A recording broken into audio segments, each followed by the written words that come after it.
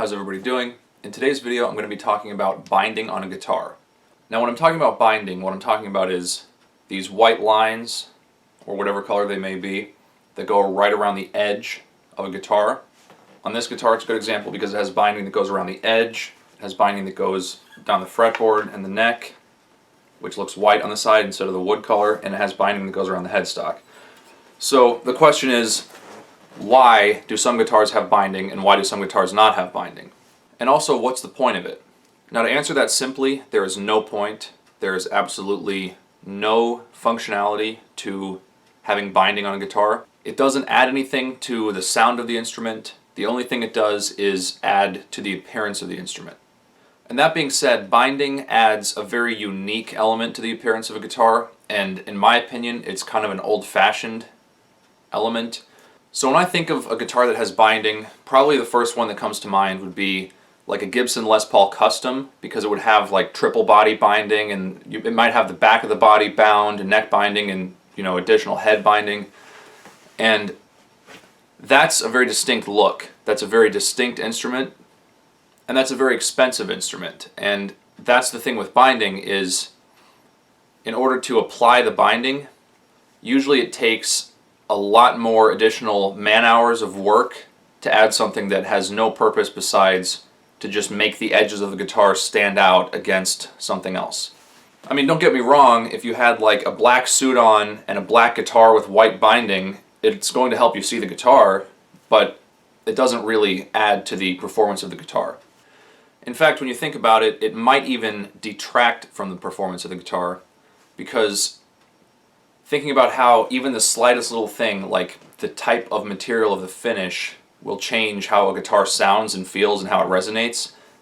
To basically take wood away from the edge of the top of a guitar and then replace it with what's essentially like plastic strips, that can't really add to the sound. If anything, it would detract from it. And with that, of course, I'm only talking about like the tiniest of a degree that you're probably not going to notice, but still, it doesn't help to take wood out and replace it with plastic. That's not going to help the guitar sound better. So when you buy a guitar that has binding on it, especially if it has a lot of binding, you're kind of making a statement that you want to look a little bit more upscale, you want to look a little bit fancier with that instrument.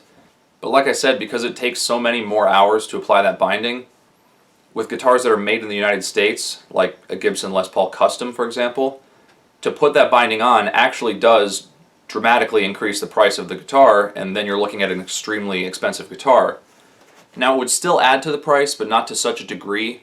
If you get a guitar that has a lot of binding or kind of fancy looking binding, but it's made in a country where the labor cost is lower, for example, this LTD, which has pretty ridiculous binding.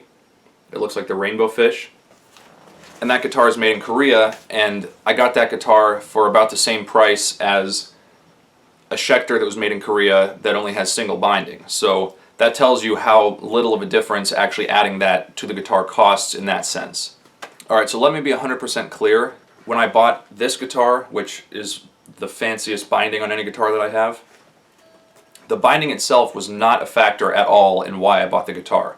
What I was looking for was the woods that I wanted, as far as the construction of the guitar, the body and neck, the fretboard wood.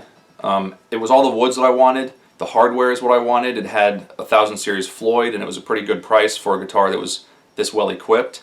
And honestly, I like the fact that it has this quilted maple top. I think above anything else, I would take a nice looking wood grain over something like binding, because I think that's kind of an old school upgrade visually, whereas wood grain is just a timeless characteristic and it's always going to look nice.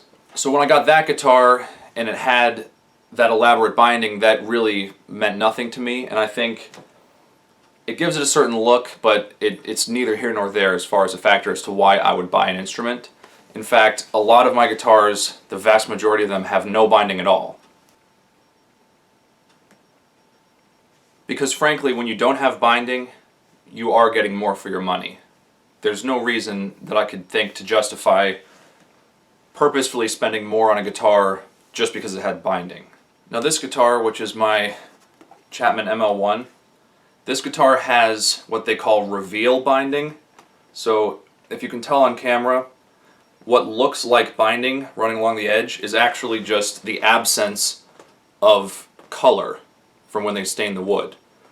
And so they didn't actually scrape wood off and apply binding, but when they stained the side and the top of this guitar, they blocked this off. And I think that honestly looks more modern, if that makes sense, whereas I feel traditional style plastic binding, or whatever the material is, looks old school, and reveal binding to me looks a little bit more modern. And of course that's not even really binding in the traditional sense.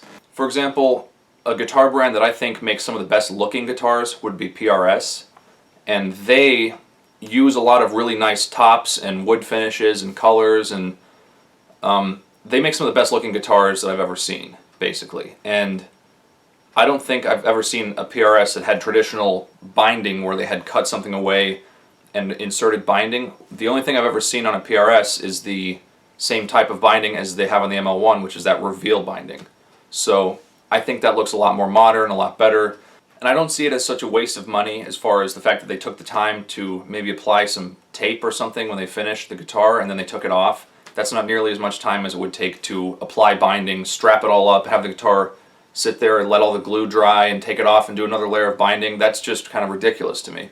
But anyway, if you're watching this video and you're sitting there and you're thinking, I love binding and the triple bound Les Paul Custom look is the coolest look I've ever seen, I see where you're coming from. I think that's a cool looking guitar. I think it has its own place stylistically. But the point that I'm trying to make is that that guitar, by having all that binding, is much more expensive than it otherwise would be, and the binding itself does not contribute to additional playability or additional tonal performance or anything like that. It's just a visual thing.